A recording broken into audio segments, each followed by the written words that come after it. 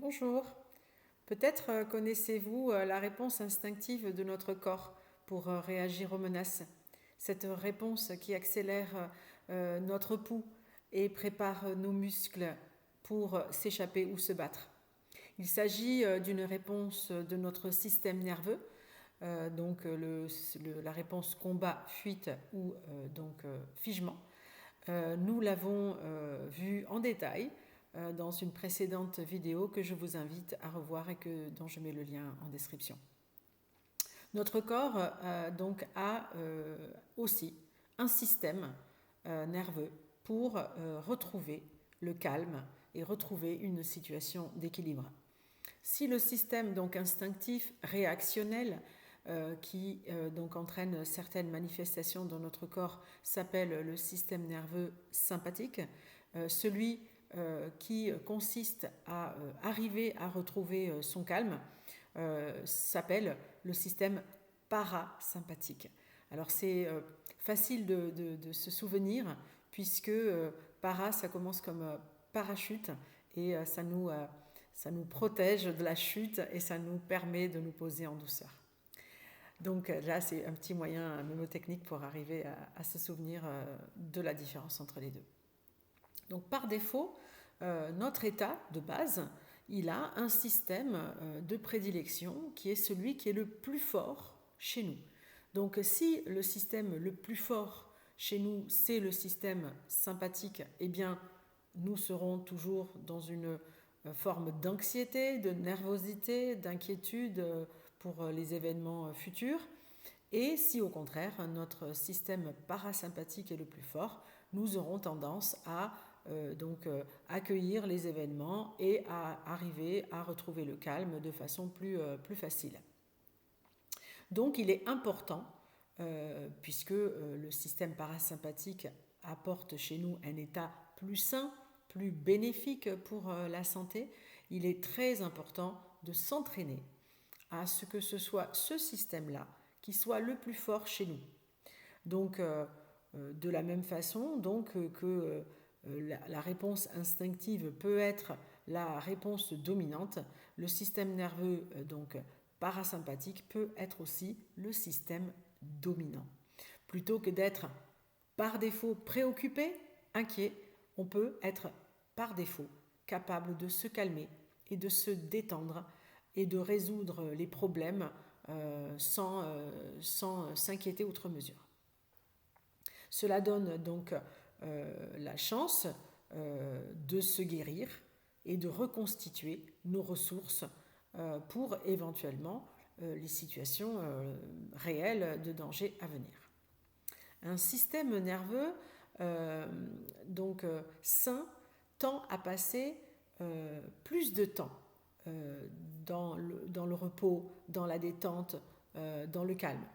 Et au contraire, donc le système nerveux qui n'est pas sain, lui, est plutôt dans une situation de stress. Donc, nous préférons le système nerveux sain, et puisque quand le système parasympathique prend le dessus, cela conduit à moins de fatigue, à moins d'up and down, des situations un peu de crise. Des personnes dominées par le système nerveux sympathique sont souvent inconscientes de cet état. Elles ne réalisent pas ce qui se passe dans le corps, les réactions de tremblement ou de mains froides sont parfois méconnues de la personne qui les vit au moment où elle les vit. C'est pas toujours quelque chose dont on a conscience. Et c'est pour ça que l'alerte, elle n'est pas toujours évidente pour nous de reprendre le dessus facilement. Donc, il est important de s'entraîner, puisque lorsque le système parasympathique est dominant, eh bien, on peut faire face aux situations stressantes avec détermination, avec calme, avec détente, même si on peut rester vigilant, sans que notre corps ne s'effondre en affrontant les choses telles qu'elles sont et pas telles qu'on les perçoit. Et lorsque le système parasympathique est dominant, nous pouvons plus rapidement restaurer nos ressources et les reconstituer le jour où on est vraiment confronté à une situation stressante et où la réponse aura dû être celle du stress. Donc nous avons une assez grande influence sur la partie de notre système nerveux qui est activée donc par défaut. Et nous pouvons donc entraîner notre système nerveux pour qu'il soit dominé par le système parasympathique, par le calme, en pratiquant donc plusieurs exercices, comme je l'ai dit dans ma vidéo de présentation que je vous invite à regarder. Ce ne sont pas des pratiques médicales, mais bien des pratiques simples, quotidiennes, que l'on peut faire facilement et qui pourtant donc nous permettent d'obtenir des résultats tout à fait remarquables. Donc l'exercice que je vous propose, c'est un exercice d'ancrage. Nous allons donc nous rapporter donc à notre corps, à nos sens, et nous allons, ça peut aussi passer par la conscience de notre respiration. Parfois, dans certaines situations, ça peut être suffisant, mais par exemple, un exercice sensoriel va consister à celui de prendre quelques objets qu'on a dans notre environnement, par exemple une chaise, et de la toucher. De la toucher et par la pensée, d'exprimer les différentes sensations que nous ressentons par rapport à la matière. Est-ce lisse? Est-ce rugueux? Est-ce plutôt chaud? Est-ce plutôt froid? Etc. Est-ce plutôt doux? Voilà. Et de prendre un objet et d'en faire une description mentale du toucher et de faire ainsi avec 3 objets de votre environnement selon l'endroit où vous vous trouvez. Nous pouvons aussi mobiliser d'autres sens, bien sûr, comme la vue. De la même façon donc, que nous avons touché des objets que nous avons trouvés dans notre environnement, ça peut être une télécommande, il est préférable de ne pas utiliser des objets numériques pour ne pas être déconcentré, mais un livre, même une assiette, selon l'endroit où on va se trouver. Et donc, la vue, ça va être ce que nous voyons dans notre environnement, de la même façon que nous l'avons découvert par le toucher. Eh bien, nous allons choisir de préférence 3 autres objets, mais selon l'endroit où vous vous trouvez, ça peut être aussi les mêmes. Donc, de les observer et de se faire une image mentale, une description précise de la forme, de la couleur, voilà, de tous les détails que nous pouvons donc voir de cet objet que nous pouvons bien sûr manipuler pour en faire la description. Nous pouvons aussi donc activer notre ouïe, le sens donc qui nous permet d'entendre les sons qui sont donc dans notre environnement immédiat. Donc ça peut être les sons directement qui se trouvent dans la pièce où vous vous trouvez. Si par exemple vous vous trouvez, je ne sais pas moi, dans une gare en train d'attendre votre train, eh bien vous pouvez voilà, profiter de ce moment pour voilà, vous concentrer sur tout ce que vous entendez. Et vous verrez, vous entendez beaucoup plus de choses que vous ne le faites si vous n'y prenez pas conscience. Ça peut être chez vous les bruits extérieurs, les oiseaux bien sûr qui chantent si vous avez la chance d'être en pleine nature, mais ça peut être aussi une moto qui circule dans la rue. Et en fait, voilà, de vous raccrocher comme ça à vos sens.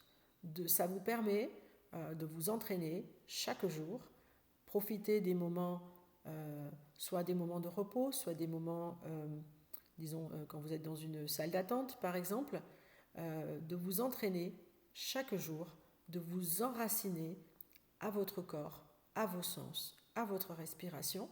Cela vous permet d'être davantage préparé et d'envoyer le signal à votre corps que vous êtes en sécurité. Puisque, en général, dans le moment présent, 99%, même 99,99% du temps, nous sommes en sécurité. Et donc, il est important de d'habituer notre corps, notre nous-mêmes, à ce que, en fait, on développe un sentiment de sécurité, notre sentiment de base, nos sentiments par défaut.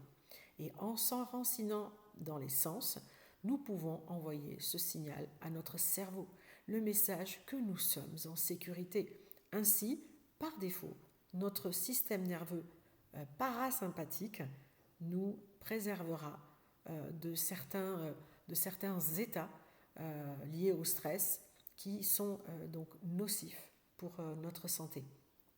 Et donc, cet ancrage dans le moment présent vous permettra de le faire vraiment de façon très facile, sans nécessiter ni un équipement particulier, ni un temps important.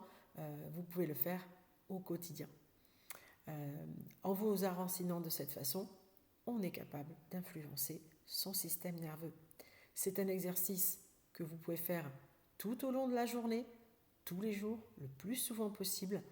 Vous vous sentirez chaque jour un peu plus calme et vous serez à même de déclencher cette réaction parasympathique, y compris dans des situations où vous serez exposé, où vous exprimerez donc le stress. Dans ces moments-là, si vous êtes habitué à être à l'écoute des réactions dans votre corps, de vos sens, vous serez à même de percevoir ces réactions-là et de faire ces exercices-là de sorte de vous ramener dans un sentiment de sécurité et de retrouver votre état d'équilibre et de calme. Voilà, je vous remercie beaucoup d'avoir regardé cette vidéo jusqu'au bout. Si cela vous a été utile, n'hésitez pas à liker, abonnez-vous, prenez soin de vous, gardez en tête que vous avez le pouvoir de transformer votre stress en force. À bientôt pour continuer à construire votre bien-être. Prenez soin de vous. Merci.